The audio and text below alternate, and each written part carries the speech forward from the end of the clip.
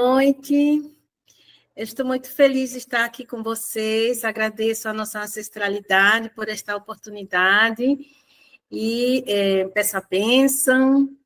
E aqui estamos.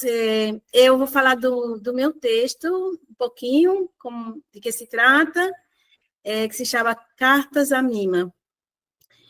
E Mima é o nome da minha mãe, né? Na verdade, era Maria, Maria Rosário Maria, mas todo mundo chamava de Mima, e Mima é uma forma carinhosa de dizer mãe, em Cuba, porque eu sou de origem cubana, né? Então, minha mãe cubana, todo mundo chamava ela de Mima.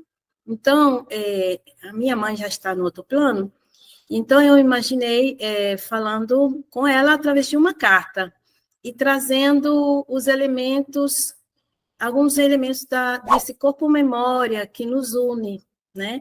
Então, eu trago essa carta no Dia das Mães, que também foi o dia que ela faleceu. E aí eu penso muito no Dia das Mães, que como é o Dia das Mães negras, né? E aí eu trago minha mãe, e venham nessa conversa com ela na carta. Então, nessa conversa, eu falo primeiro da ancestralidade, falo muito da importância da minha mãe, do que ela trouxe de importante para mim, como é importante estar sempre com ela, mesmo ela estando no outro plano, eu estou sentindo ela presente. Então, eu falo também da influência que teve a santeria, que é uma forma de candomblé que tem em Cuba, né? E que ela não fazia parte, mas ela simpatizava. E aí ela tinha uma grande amiga, mãe de santo, e que falava para ela que ela era de Iemanjá. Então, eu vou trazendo as narrativas, né? Não vou fazer a narrativa, mas eu vou dizer para você que falo do altar, falo das coisas que ela nos fazia cultuar sem a gente saber direito o porquê.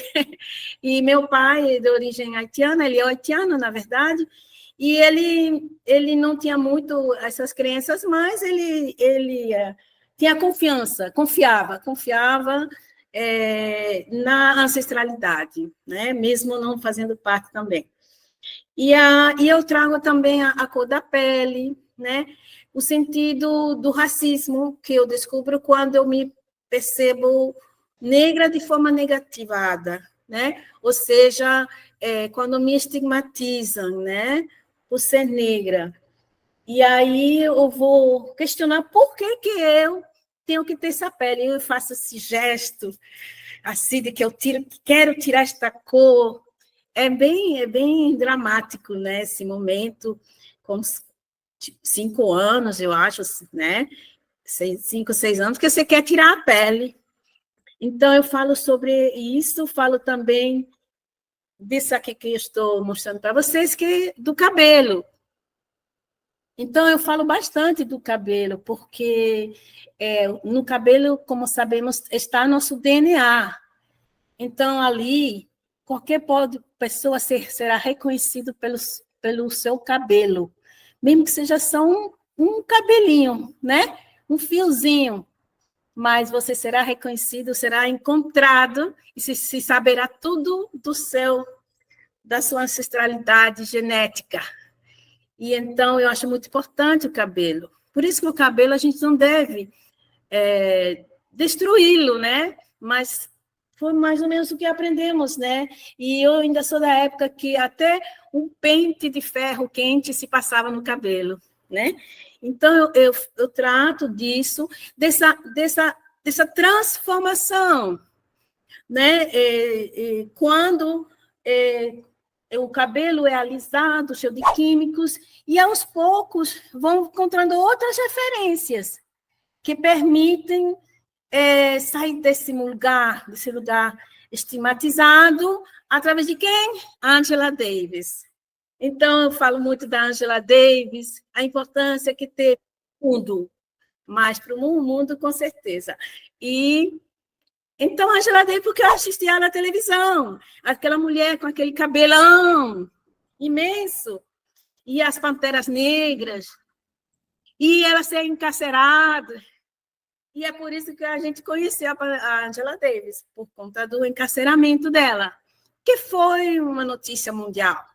E aí, isso durou 2 anos.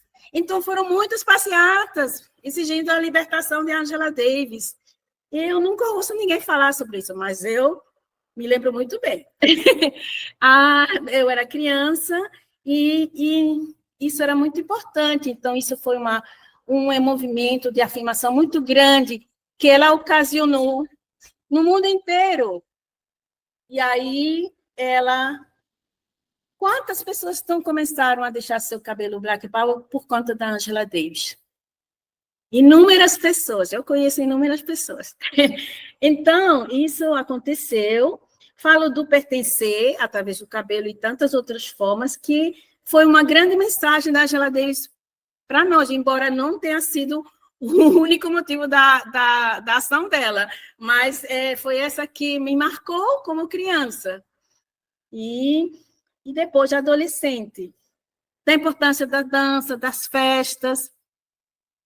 E tudo isso eu vou falando, e nesse diálogo com Mima, lembrando ela das festas que ela organizava, que eram muitas.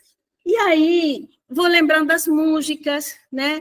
Músicas, diversas músicas que ela gostava de música negra, todo tipo de música negra. Aí eu falo da música brasileira, falo da música do reggae, falo da Isa Soares, né? Falo da Miriam Makeba, que foi talvez a primeira cantora africana que a gente ficou conhecendo no mundo inteiro também.